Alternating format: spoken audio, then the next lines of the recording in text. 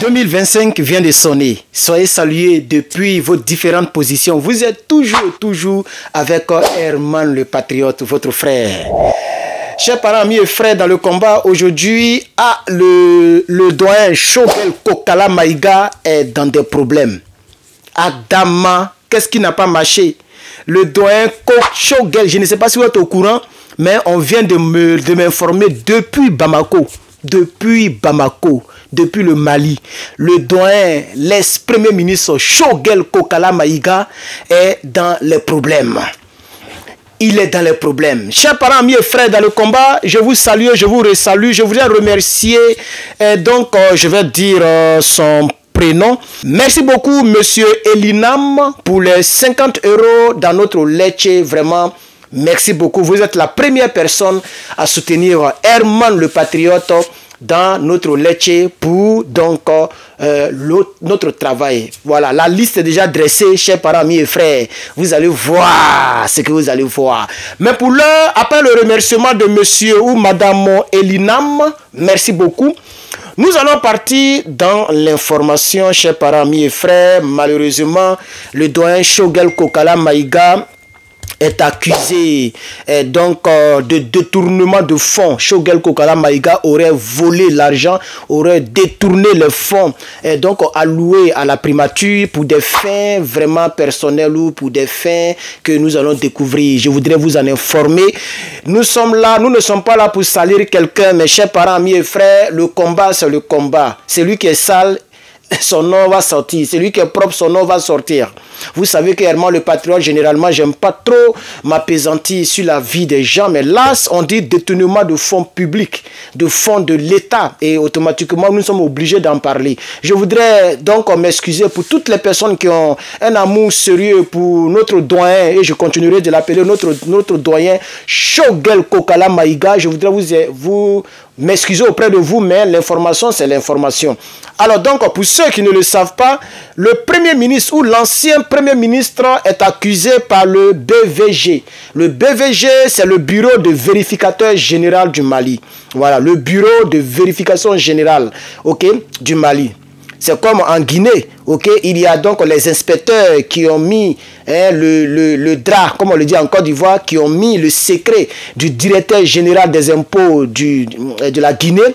J'ai oublié un peu son nom, il s'appelle comment? Diallo, je crois, Moussa Diallo, si je ne me trompe pas. Voilà, ce monsieur-là a détourné plus de 90 millions de dollars. Imagine, ça fait combien en francs CFA? Et le pire, imagine, ça fait combien en francs guinéens? Près de 1000 milliards de francs guinéens.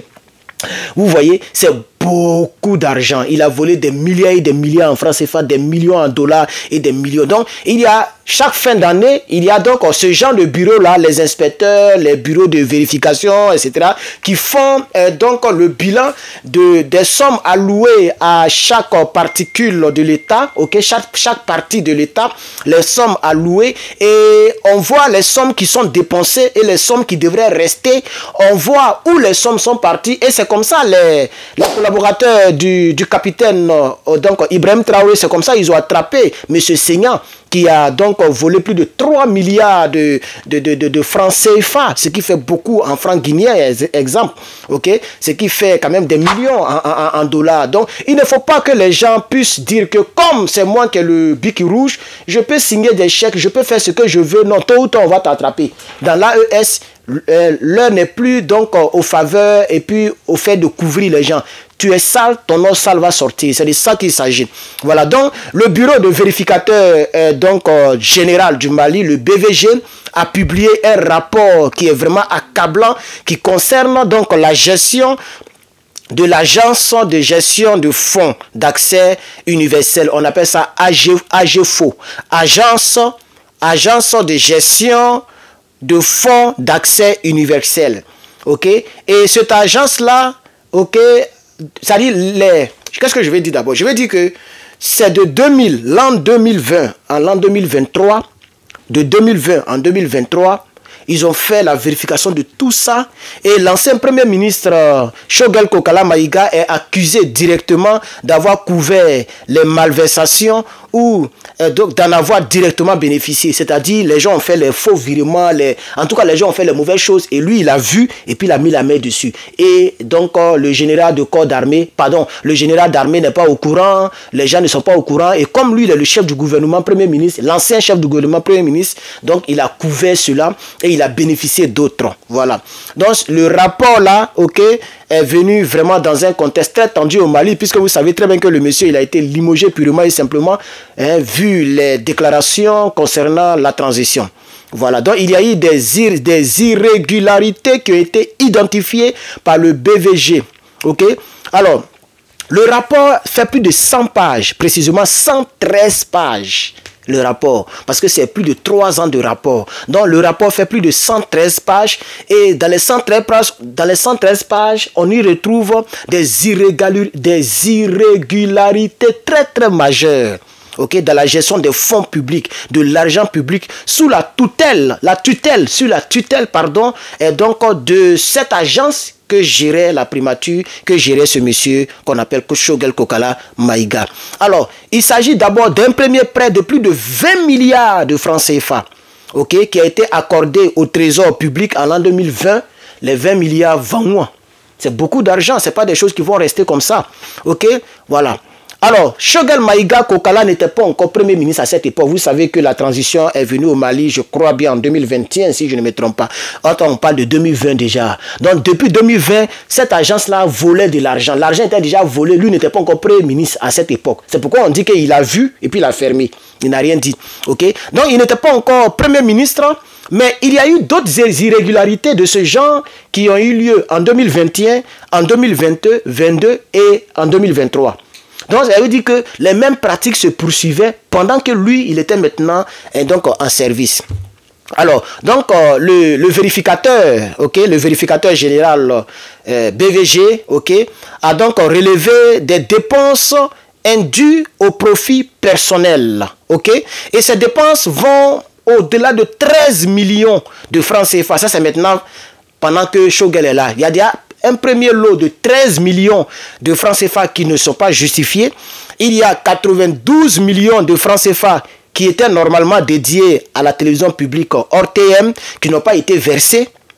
Vous voyez, il y a des équipements qui devaient être achetés à hauteur de 15 millions qui n'ont pas été versés.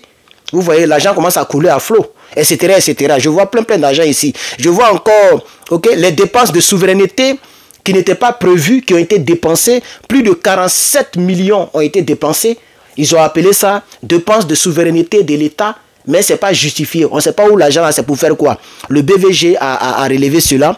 Ok, voilà. Donc, il y a plein comme ça. Je n'ai pas envie de trop vous fatiguer. On est déjà à 8 minutes.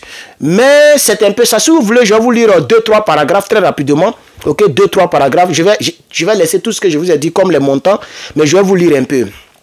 Alors, Choguel Kokala Maïga est personnellement cité pour avoir organisé 2 déplacements en 2023, financés par des frais de mission et des dépenses de souveraineté non prévues, non justifiées, d'une valeur totale de 47 millions de francs CFA. Selon le BVG, ces frais étaient induits et non conformes aux règles des dépenses des fonds publics.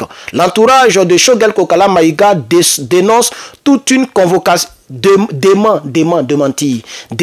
toute convocation devant la Cour suprême ce 2 janvier qu'ils appellent d'accusation et de complot politique. Donc ils disent que le vérificateur, là, les gens qui sont même pas dans la politique, et ils sont dans le complot.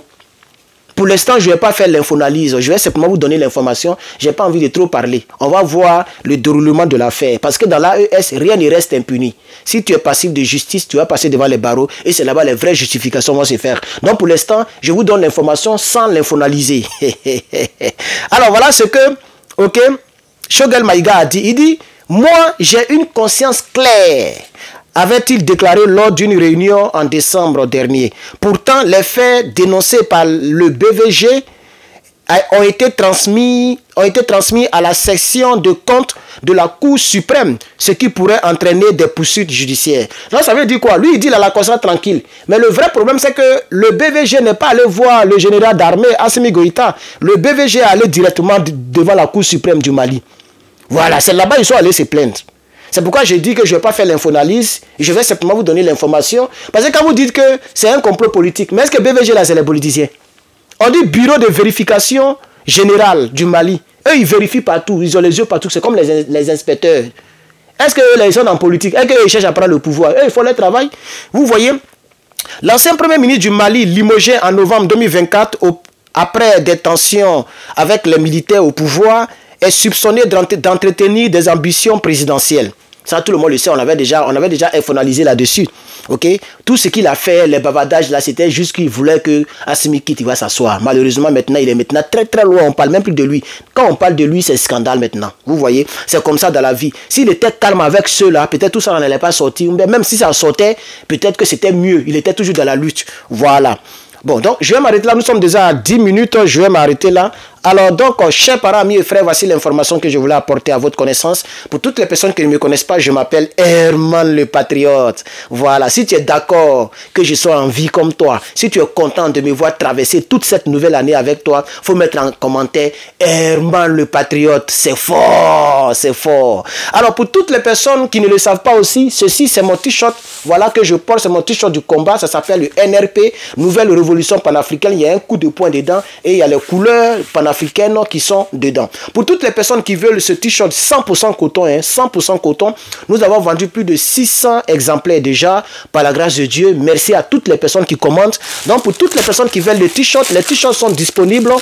Voilà, nous avons le noir, nous avons le blanc et nous avons le bleu. Il y a le vert qui sera imprimé très bientôt. Donc, voilà, allez-y sur le site lepatriote.bigcartel.com ou envoyez-moi un email hermanlepatriote@gmail.com et puis je pourrai vous balancer le lien. Voilà, merci beaucoup. Et la dernière chose que je veux souligner, c'est de continuer de me soutenir pour qu'on finisse avec cette histoire de Letchi. Regardez en description, nous voulons vraiment, le téléphone est Woro. Le téléphone est Woro, la fille est venue, je dois lui remettre son téléphone. C'est avec le téléphone de la fille que j'ai fait toutes ces vidéos ces derniers temps. Mais le téléphone que je prenais, il est vraiment Woro. Ce matin, il s'est allumé, mais il s'éteint, il s'allume, il est fatigué. Ok? Et lui là, il n'a même pas de mémoire, 64 Go. Dès que tu fais une vidéo, c'est déjà rempli. Donc je veux prendre un truc sérieux. Hein? Donc aidez-moi, aidez-moi. Merci à toutes les personnes qui m'ont aidé. Vraiment, ça me touche. Ça, c'est beaucoup d'argent, vous avez cotisé. C'est beaucoup d'argent. Et j'en suis vraiment très reconnaissant. Et puis, je vais en faire bon usage. Faites-moi confiance, j'en ferai très bon usage. Que Dieu nous bénisse. À bientôt.